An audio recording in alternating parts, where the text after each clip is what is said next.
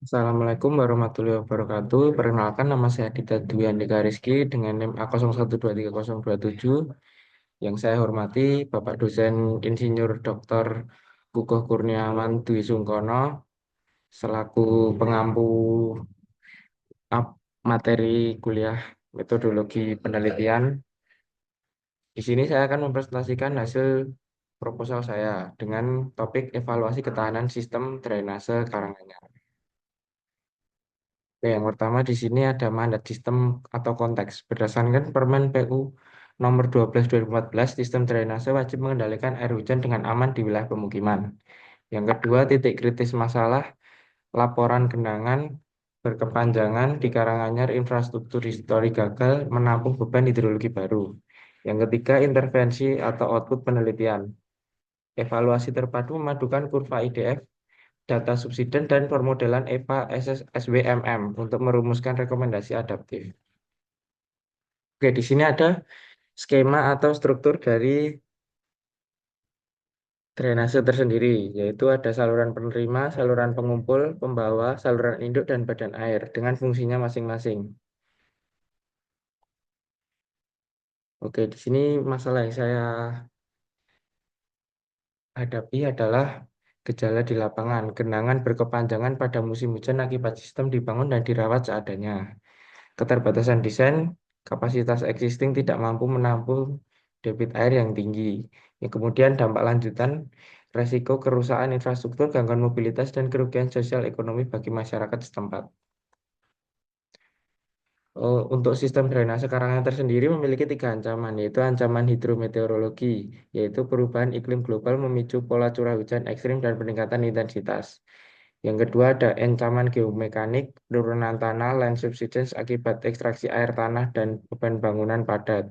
Yang ketiga ada ancaman antropogenik, perubahan penggunaan lahan, mengurangi resapan alami dan meningkatkan limpasan permukaan. Oke, di sini saya terlampir data hidrologi dan analisis kurva IDF di Karanganyar. Dan ini adalah contoh kondisi ideal drainase di sebelah kiri dan di sebelah kanan ada efek subsiden atau penurunan muka tanah. Oke, selanjutnya di sini ada asumsi historis dari beban curah hujan. Pola curah hujan dapat diprediksi dengan kurva IDF masa lalu. Untuk elevasi geografis, elevasi tanahnya stabil. Untuk tata guna lahan, area resapan air yang memadai. Sedangkan realita di sini sudah berubah ya, beban curah hujannya, intensitas hujan ekstrim berkejadian makin meningkat. Untuk elevasi geografisnya, penurunan muka tanahnya masif dan tata guna lahannya, pembangunan yang semakin padat menyebabkan untuk resapan sendiri berkurang. Yang ketiga, dampak pada sistem, beban curah hujannya overload volume limpasan. Untuk elevasi geografis, kecepatan aliran melambat dan titik genangan baru muncul. Untuk tata guna lahan, lonjakan tajam debit atau debit runoff. Selanjutnya, untuk evaluasi parsial tidak akan menyelesaikan masalah. Resiko banjir terbesar bersembunyi di zona kritis, persimpangan antara intensitas atau intensitas hujan tertinggi dan degradasi topografi terburuk. Oke, ini tinjauan literatur atau dari peneliti sebelumnya. Untuk Gibran dan Badriani itu fokus ancamannya kapasitas saluran existing dan perangkat ujinya permodelan EPA SWMM. Validasinya terbukti efektif menganalisis dan mensimulasikan kapasitas bottleneck sistem existing. Untuk yang kedua ada Maitza et al. Perubahan curah hujan. Perangkat ujinya analisis tren dan kurva IDF. Validasinya untuk mengatasi kendala data lapangan yang tidak kontinu untuk memprediksi pola masa depan. Untuk peneliti ketiga, Husaini et al. Fokus ancamannya perubahan topografi. Perangkat ujinya pemetaan subsiden. Validasinya membuktikan penurunan tanah memperluas kerentanan secara eksponensial.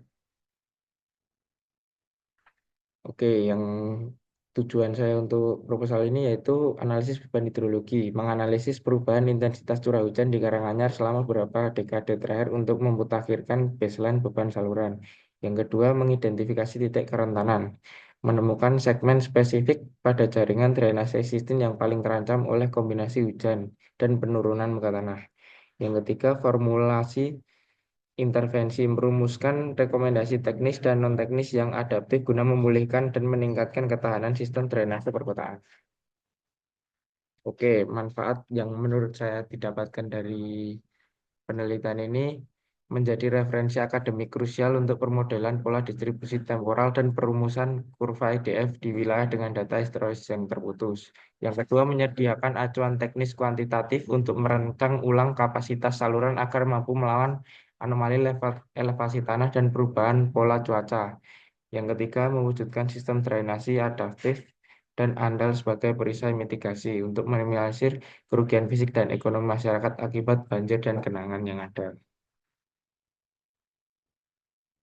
Oke, sekian dari saya. Menurut saya sendiri masih banyak kurangnya, mohon maaf. Untuk Bapak Kuku, mohon saran dan kritiknya agar lebih baik di kelanjutannya. Terima kasih.